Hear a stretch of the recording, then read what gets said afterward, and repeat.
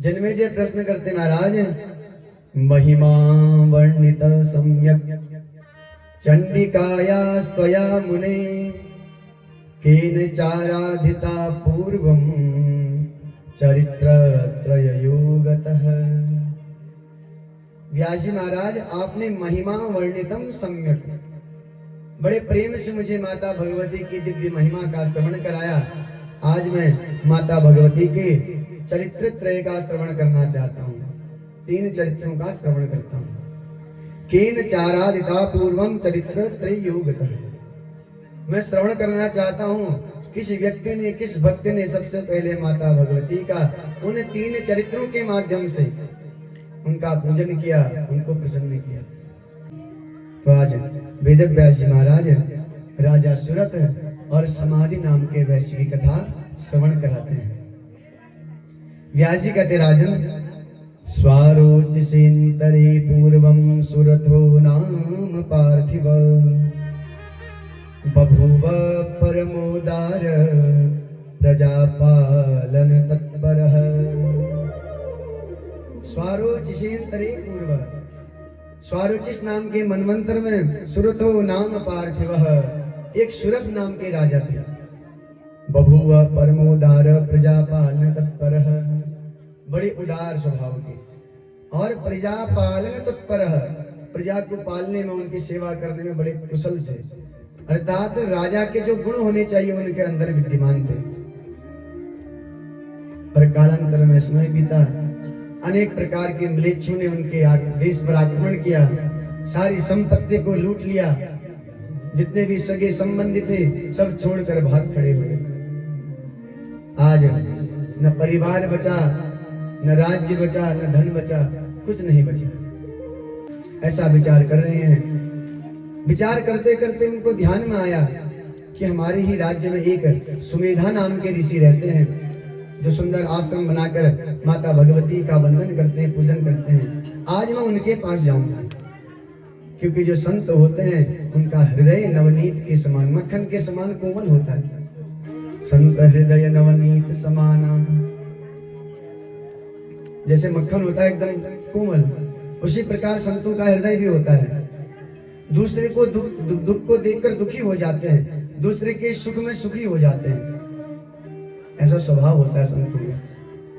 व्यास जी कहते, राजन, आज अपने राज्य से निकल कर आए और योजन त्रय मात्रे तो सुमेधा श्रममुत्तमम्, केवल 3 योजन दूर सुमेधा ऋषि का आश्रम है।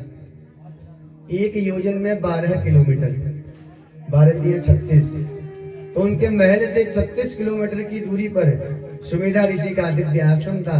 आश्रम में गए, उनको प्रणाम किया। ज्ञात्वा जगाम भूपालस् तापसस्य सुमेधसा, सुमेधा ऋषि के आश्रम में गए, ऋषि को प्रणाम किया। आज सुमेधा ऋषि ने अर्घ्य भी स्वागत किया है, पूजन किया है। सुंदर आसन पर बैठाया, आने का कारण पूछा। महाराज सुरत कहते, महाराज, हे ऋषिवर, मैं आपको क्या बताऊं, अपने प्रजा के पालन में मैं इतना तल्लीन हो गया था, अपने पूरे जीवन को अपने परिवार के लिए, समाज के लिए लगा दिया, परंतु आज म्लेच्छु ने मुझे लूट लिया, परिवार में कोई काम नहीं आया। और मैंने सुना है, भक्त अगर संतों की शरण में आ जाए, जो भगवान के दास हैं उनके भी दासों की शरण में आ जाए, तो उससे कल्याण हो जाता है। आप संत हैं, आप माता भगवती के परम उपासक हैं, इसलिए आज मैं आपकी शरण में आया हूं। सुमेधा ऋषि कहते हैं, राजन, चिंता मत करो। निर्भयं वस राजेंद्र नात्र ते शत्रव किल आगमिष्यन्ति बलिनो निश्चयं तपसो बला। निर्भयं वस राजेंद्र, राजन, निर्भय होकर यहाँ निवास करो। यहाँ कोई भी शत्रु नहीं आ सकता तुम्हारा, क्योंकि ये जो क्षेत्र है ये मेरी तपस्या के कारण सुरक्षित है। यहाँ किसी भी प्रकार का विकार नहीं है, इसलिए आप प्रेम पूर्वक मेरे आश्रम में निवास करें। इस प्रकार महाराज सुरत निवास करने लगे सुमेधा ऋषि के आश्रम में। अनेक समय व्यतीत हुआ। एक बार वन में विचरण करते हुए महाराज सुरत ने एक व्यक्ति को देखा जो पेड़ के नीचे बैठा था, बड़ा विलाप कर रहा था, अश्रु प्रवाह कर रहा था, रो रहा था। तो महाराज सूरत उसके पास गए, परिचय पूछा कि कौन हो आप और इतना विलाप क्यों कर रहे हो, क्या कारण है? तो अपना परिचय देने लगा व्यक्ति। कहता है, महाराज मित्राहम वैश्य जातीय समाधिर नाम विस्तृत धनवान धर्म निपुणः सत्यवाग वागनसूयकः। मित्राहम वैश्य जातीय, महाराज मैं वैश्य कुल में उत्पन्न एक बनिया हूं, सिद्ध साहूकार हूं। मैं खूब धन संपत्ति से युक्त था, मेरा नाम समाधि है। धनवान धर्म निपुणः सत्यवाग अनसूयकः। मेरे पास धन भी था और धर्म भी था, मैं सत्यवादी था। अनसूयकः, किसी के प्रति बुरी भावना मेरे हृदय में नहीं थी। परंतु दैवी विमुक्तां प्राप्ते न कोऽप्यस्ति सहायवान। मेरा प्रारब्ध कुछ ऐसा था जिसके कारण मुझे दुख झेलना पड़ा। पुत्रदारेर्निरस्तु हम धनलुब्धेरसाधुभिः स्वजनेन च संतक्तः प्रातोस्मि वनमासुमै। पुत्रदारेर्निरस्तु हम, मेरे बेटे ने, मेरी पत्नी ने मुझे घर से निकाल दिया है, निरस्त कर दिया है। धनलुब्धेरसाधुभिः, चोर डकैतों ने अनेक प्रकार से मेरे धन को चुरा लिया है। स्वजनेन च संतक्तः, जो अपने बंधु बांधव थे उनने भी छोड़ दिया है। इसलिए मैं आज इस वन में आया हूं। अपने प्रारब्ध को कोस रहे हैं समाधि नाम के वैश्य और कहते, महाराज आज मैं दुखी होकर इस वन में आया हूं। अब मेरा मन जीने का नहीं करता। अनेक प्रकार से धन कमाया, परिवार को पाला पोसा, परंतु वही परिवार मुझे घर से निकाल दिया। आज मैं जंगल में भटक रहा हूं और जितना धन मैंने अपने लिए संचित किया था वो भी चोर डाकू लूट के ले गए हैं। इस प्रकार जब महाराज सूरत ने सुना, बड़ी दया आई। कहा, चिंता मत करो, आज से आप मेरे मित्र हो और मित्र का कर्तव्य है अपने मित्र के दुख को दूर करना। हाथ पकड़ कर ले गए और जाकर सुमेधा ऋषि के आश्रम में उनको बैठाया और कहा, तुम यहाँ निवास करो, मैं जाकर ऋषिवर को आने का संदेश सुनाता हूँ कि एक भक्त आपके आश्रम में आया है। तो सुमेधा ऋषि को सारा वृत्तांत सुनाया। सुमेधा जी वहां आए और आज्ञा दी कि तुम प्रेम से इस आश्रम में निवास करो। कालांतर में समय बीता। सुमेधा ऋषि के आश्रम में महाराज सूरत और समाधि माता भगवती की आराधना करते अपने गुरु के साथ। एक बार माता भगवती की महिमा को जानने का प्रयास किया। प्रार्थना की, गुरु जी आप हमें माता भगवती की दिव्य महिमा का श्रवण कराइए, जिस महिमा का श्रवण करने से जन्म जन्मांतर के पाप दूर हो जाते हैं। आज माता भगवती की महिमा श्रवण कराते हैं। कहते हैं, राजन शृणु राजन प्रवक्ष्यामि कारणं बन्धमोक्षयो महामायीति विख्याता सर्वेषां प्राणिनामिह। राजन, संसार में जो भी चक्र चल रहा है ये महामाया के कारण चल रहा है। देवी हेषा गुणमयी मम माया दुरत्यया। उसी माया के वश में होकर संसार कठपुतली की भांति नाच करता है। जैसे जो मदारी होता है, जो नाटक दिखाने वाला होता है, जो कठपुतली का खेल दिखाता है, जैसे मदारी बंदर को अपने इशारों पर नचाता है, कठपुतली नचाने वाला उंगलियों में रस्सी लगा लेता है और कठपुतलियों को नचाता है। उसी प्रकार उन्हीं महामाया के मोह जाल में फंसकर संसार में व्यक्ति अनेक प्रकार के नृत्य करता है। कैसे नृत्य? पाप पुण्य रूपे नृत्य करता है, उन्हीं महामाया के वश में होता है। और जब भक्त उन्हीं माता की शरण में अपने मन को लगाता है तो माया का पर्दा दूर हो जाता है। राजन, उन महामाया से बड़े बड़े देवता नहीं बच पाए। उसी माया के वश में होकर एक बार ब्रह्मा जी भगवान नारायण के पास गए और नारायण से कहते हैं मैं बड़ा हूं, मैं श्रेष्ठ हूं। भगवान नारायण में ब्रह्मा जी में बहस हो गई। सुमेधा जी कहते राजन जब उनके बीच में बहस हुई तो एक विशाल ज्योतिर्लिंग अग्नि शिखा के समान उनके बीच में प्रकट हुआ। ब्रह्मा जी आकाश की ओर जाने लगे, भगवान नारायण पाताल की ओर जाने लगे, पर किसी को उस लिंग का परिमाण पता नहीं चला। परंतु उसी शिवलिंग के ऊपर से एक केतकी का पुष्प जब नीचे गिरा, ब्रह्मा जी ने मार्ग में उसको रोक लिया, उसकी झूठी गवाही दिलवाई। भगवान नारायण से कहा कि मैंने लिंग का पार कर लिया है। भगवान शंकर प्रकट हुए, क्रोध में भरकर ब्रह्मा जी के सर को अलग कर दिया। जिस मुख से ब्रह्मा जी ने मिथ्या भाषण किया था उस मुख को काट दिया और केतकी वृक्ष को भी श्राप दिया कि आज से मैं तुम्हें स्वीकार नहीं करूंगा। उसी दिन से भोलेनाथ पर केतकी का पुष्प नहीं चढ़ता, जिसको हम केलड़ी भी कहते हैं पहाड़ी में, तो शिव जी में उस फूल को नहीं चढ़ाना चाहिए। तो इस प्रकार उन्हीं महामाया के वश में होकर ब्रह्मादि स्तंभ पर्यंतम, ब्रह्मा से लेके चीटी पर्यंत जितने भी जीव जंतु हैं सब उन्हीं की माया के वशीभूत हैं। उन्हीं की माया के वश में होकर विविध प्रकार की सभी लीलाएं करते हैं। इस प्रकार दिव्य चरित्र का श्रवण कराया है और कहते राजन उन माता भगवती का कोई उत्पत्ति स्थान नहीं है कि कोई कहे कि माता भगवती कैसे प्रकट हुई, किसके द्वारा हुई, अर्थात वो स्वयंभू है, अपने से प्रकट हुई है। नित्य वशा परा देवी कारणानां च कारणम, अर्थात माता भगवती नित्य है, इस संसार के प्रकट होने से पहले भी थी, अभी भी है, जब संसार नष्ट हो जाएगा तब भी माता भगवती रहेंगी।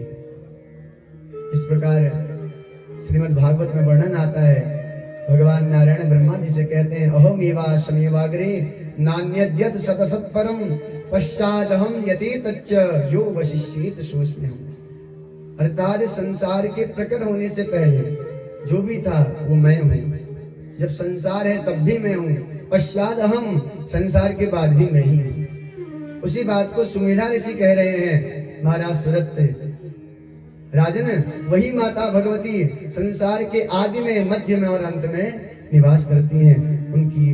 उनका तेज, उनकी माया कभी नष्ट नहीं होती।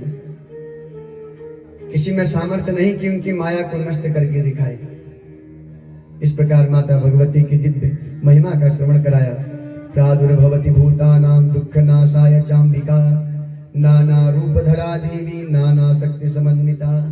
और वही माता भगवती प्रादुर्भवति भूतानां दुःखनाशाय चाम्बिका, अपने भक्तों के दुख को नाश करने के लिए, दूर करने के लिए प्रकट होती हैं, प्रकट होकर दुख को दूर कर देती हैं। माता भगवती की दिव्य महिमा का श्रवण किया। महाराज सुरत समाधि दोनों प्रसन्न हो गए, प्रणाम करने लगे, प्रार्थना कर रहे हैं भगवन् ब्रूहि मे सम्यक् तस्या आराधने विधिं, पूजा विधिं च मंत्राश्च तथा होम विधिं वद। गुरुदेव, अब मैं आपके मुखारविंद से माता भगवती की पूजा विधि का, मंत्र विधि का और होम विधि का श्रवण करना चाहता हूं, क्योंकि जिन माता भगवती की महिमा इतनी दिव्य है, अगर मैं उनका भजन करूं, उनका पूजन करूं, जो भी मेरे भीतर इच्छा है वो इच्छा पूर्ण हो जाएगी। इस प्रकार जब निवेदन किया, जो ऋषिवर हैं सुमेधा ऋषि प्रसन्न हो गए। आज माता भगवती की पूजा विधि का वर्णन कर रहे हैं। आदो स्नान विधिं कृत्वा शुचिः शुक्लांबरो नरः, आचम्य प्रियत कृत्वा शुभमायतनम निजम। तो प्रातः काल शुद्ध जल से स्नान करें, सुंदर वस्त्र पहने, सुंदर आसन बिछाकर आचमन करके आसन में बैठे। आसन में बैठने के बाद जब माता भगवती का पूजन करें तो क्या करें? शुभे ताम्रमयी पात्रे चंदनेन सितेन च, ताम्र पात्र लाए, तांबे की कोई परात, उस ताम्र पात्र में षटकोणम विलिखित यंत्रम चाष्टकोणम ततो बहि, षटकोण बनाए, उसके बीच में यंत्र का स्थापन करें और बाहर से अष्टकोण बनाकर माता भगवती के यंत्र की स्थापना करें। माता भगवती का पूजन करके चरित्र त्रय पाठांच नित्यम कुर्याद विसर्जयेत्। माता भगवती की दुर्गा सप्तशती का पाठ करें, 3 चरित्रों का पाठ करें, जिससे माता भगवती शीघ्र ही प्रसन्न हो जाती है। इस प्रकार माता भगवती का पूजन करें और माता भगवती के नवार्ण मंत्र का जप करें। आज महाराज सूरत और समाधि दोनों प्रसन्न हो गए, प्रार्थना करने लगे, महाराज आप हमें माता भगवती का मंत्र का दान दीजिए, क्योंकि जब तक गुरु के मुख से हम मंत्र श्रवण नहीं करते मंत्र फलीभूत नहीं होता। इसलिए आप माता भगवती के नवाक्षर मंत्र का हमें ज्ञान दीजिए। प्रसन्न हो गए सुमेधा ऋषि, नवार्ण मंत्र का ज्ञान दिया है, नियम दिया किस प्रकार तुम इस मंत्र का जप करो। ऐं ह्रीं क्लीं चामुंडाय विच्चे, इस मंत्र का उपदेश किया है। प्रसन्न हो गए दोनों, कहने लगे गुरुजी आप जैसे आज्ञा देंगे उसी आज्ञा के अनुसार हम माता भगवती का जप करेंगे। तो गुरु के कहने पर 2 वर्ष तक लगातार जप किया महाराज। पूर्णे वर्षद्वये जाते कदाचित दर्शनस्य तौ। 2 वर्ष के बाद एक बार माता भगवती ने उनको सपने में दर्शन दिया। प्राप्तो स्वप्न मध्ये तु भगवत्या मनोहरम। और जैसे ही नेत्र बंद दे स्वप्न में माता भगवती का दर्शन किया, माता भगवती का दर्शन करते ही मोहित हो गए, उनकी छवि को निहार रहे हैं। किस प्रकार माता भगवती का रूप है, करुणामयी वात्सल्यमयी माता भगवती है। और जैसे ही नेत्र खुले वो छवि अंतर्हित हो गई, विलाप करने लगे, माता भगवती को पुकारने लगे, हे माता प्रकट हो जाइए। तो निरंतर जप करने लगे, 3 वर्ष व्यतीत हो गए। और ऐसा विरह हृदय में हुआ, माता भगवती ने दर्शन नहीं दिया, हृदय तड़पने लगा। अब क्या किया जाए? अब दोनों ने विशाल यज्ञ कुंड का निर्माण किया, अपने ही शरीर को काट काट कर डालने लगे यज्ञ कुंड में, ताकि कैसे भी हो माता भगवती हम पर प्रसन्न हो जाएं। इस प्रकार जब माता भगवती ने देखा कि मेरे भक्त अपने शरीर का भी भान छोड़ दिए हैं, जो शरीर हर व्यक्ति को प्रिय होता है, पशु से लेकर मनुष्य पर्यंत हर किसी को अपना शरीर प्रिय है। छोटी भी चोट आए तो बड़ा दर्द होता है महाराज, परंतु आज माता भगवती का दर्शन करने के लिए उनके विरह में अपने शरीर के अंगों को काट काट कर डालने लगे। माता भगवती को दया आ गई और आज माता भगवती प्रकट होकर उनको दर्शन दिया। बोलिए भगवती मैया की जय। माता कहती है वरम वरय भोराजं यत्ते मनसि वांछितं तुष्टाहं तपसा तेद्या भक्तोषि त्वं मतो मम। आप मेरे परम भक्त हो। आप दोनों सबसे पहले महाराज सूरत के पास माता भगवती गई और कहा राजन आप जैसा वरदान मांगना चाहते हो वैसा वरदान मांग लो, आज तुष्टाहम, मैं प्रसन्न हूं आप पर। तो महाराज सूरत कहते मैया मुझे ज्यादा कुछ नहीं चाहिए, देहि मेद्य निजम राज्यम हत शत्रु बलम बला। मुझे मेरा राज्य वापस मिल जाए, मेरे शत्रु नष्ट हो जाएंगे। माता कहते तथास्तु, चिंता मत करो, मैं तुम्हें राज्य भी देती हूँ और अगले जन्म में तुम मनु बनोगे, सावर्णी मनु। प्रसन्न हो गए। समाधि कहते मैया न मे गृहेण कार्यम वे न पुत्रेण धनेन वा सर्वं बंधकरं माता स्वप्नवन्नसरं स्फुटम्। मैया मुझे घर भी नहीं चाहिए, न मे गृहेण कार्यम न वे पुत्रेण धनेन वा, मुझे घर से कोई मतलब नहीं है। सर्वं बंधकरं माता स्वप्नवन्नस्वरं स्फुटम्, ये तो नश्वर संसार है, तो नष्ट होने वाला है। मुझे तो केवल आपके चरणों की भक्ति चाहिए। ज्ञानम में देहि विशदम मोक्षदम बंधनासनम। आप मुझे ऐसा ज्ञान दीजिए जिससे मेरा अज्ञान दूर हो जाए, मेरा मन आपके चरणों में लग जाए। हम भी माता भगवती से यही मांगे कि मैया अगर देना ही है तो हमें अपना साथ दीजिए। संसार का साथ तो कुछ समय के लिए होता है, संसार के साथ ही कुछ समय में आएंगे, छोड़कर चले जाएंगे। पर जब भक्त कहता मैया मुझे केवल आपका साथ चाहिए और मेरा हृदय आपके चरणों में समर्पित है। संसार की कोई भी भोग वासना, कोई भी लिप्सा मेरे अंदर नहीं है, कोई भी तृष्णा नहीं है। उसी प्रकार का आज वरदान मांगा है जो निष्काम भक्त मांगता है समाधि नाम के वचन में। भैया देना है तो मुझे जन्म जन्म का साथ दे दीजिए।